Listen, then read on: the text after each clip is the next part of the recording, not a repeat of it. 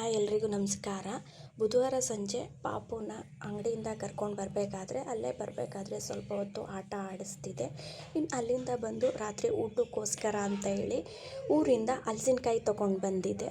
So ಅದನ್ನ ಹಾಕಿ gravy ಮತ್ತು ಕಬಾಬ್ ಮಾಡ್ಕೊಳ್ಳೋಣ ಅಂತೇಳಿ ಹಲಸಿನಕಾಯಿ ಕಟ್ ಮಾಡ್ಕೊಳ್ಳಿಕ್ಕೆ ಚಾಕುಗೆ ಸ್ವಲ್ಪ ಕೈ ಎಣ್ಣೆ ಹಾಕಿ ಕಟ್ ಮಾಡಿಕೊಂಡೆ. ಈ ಥರ ಚಿಕ್ಕ ಚಿಕ್ಕ ಪೀಸ್ಗಳನ್ನ ಕಟ್ ಮಾಡ್ಕೊಂಡಿರೋ ಹಲಸಿನಕಾಯಿನ ಕುಕ್ಕರ್ಗೆ ಹಾಕ್ಕೊಂಡು ಇದು ಬೇಯುವಷ್ಟು ನೀರನ್ನ ಹಾಕ್ಕೊಂಡಿದ್ದೀನಿ. ಮತ್ತು ಸ್ವಲ್ಪ ಉಪ್ಪು ಮತ್ತು ಅರಿಶಿನ ಹಾಕಿ ಲಿಡ್ನ ಕ್ಲೋಸ್ ಮಾಡಿ ಒಂದು 2 ವಿಷಲ್ ಕೂಗಿಸ್ಕೊಂಡೆ.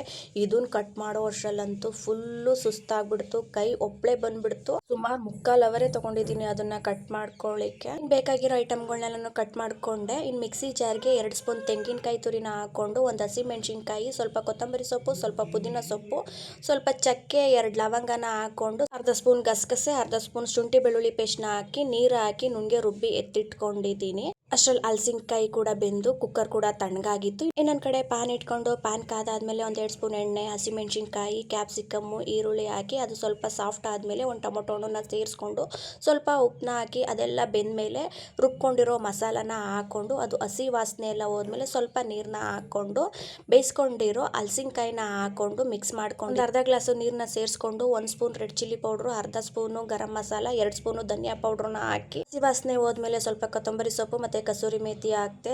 ಗ್ರೇವಿ ಅಂತೂ ರೆಡಿ ಆಯಿತು.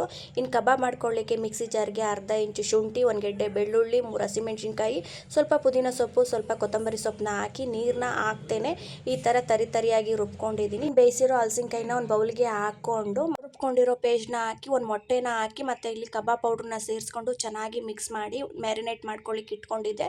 ಒಂದು 1/2 ಅವರ್ ಆದಮೇಲೆ ಚೆನ್ನಾಗಿ ಮ್ಯಾರಿನೇಟ್ ಆಗಿತ್ತು. ಇನ್ನು ಕಾದಿರೋ ಎಣ್ಣೆಗೆ ಹಲಸಿನಕಾಯಿನ ಹಾಕ್ಕೊಂಡಿದ್ದೆ. ನಿಜ ಹೇಳಬೇಕು ಅಂತ ಹೇಳಿದ್ರೆ ನಾವು ಚಿಕನ್ ಕಬಾಬ್ ತಿಂತೀವಲ್ಲ ಅದೇ ಥರ ಟೇಸ್ಟಿಯಾಗಿತ್ತು.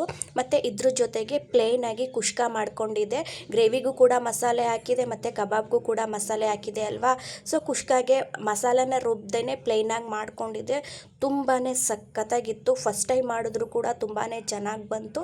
ಮತ್ತು ಇದ್ರ ಜೊತೆಗೆ ಸ್ವಲ್ಪ ಮಜ್ಜಿಗೆನೂ ಕೂಡ ಮಾಡ್ಕೊಂಡಿದ್ದೆ. ಈ ವಿಡಿಯೋ ಇಷ್ಟ ಆಗಿದ್ರೆ ದಯವಿಟ್ಟು ಲೈಕ್ ಮಾಡಿ ಮತ್ತು ಕಾಮೆಂಟ್ ಮಾಡ್ಕೊಂಡು ಫಾಲೋ ಮಾಡಿ ಫ್ರೆಂಡ್ಸ್. Thank you.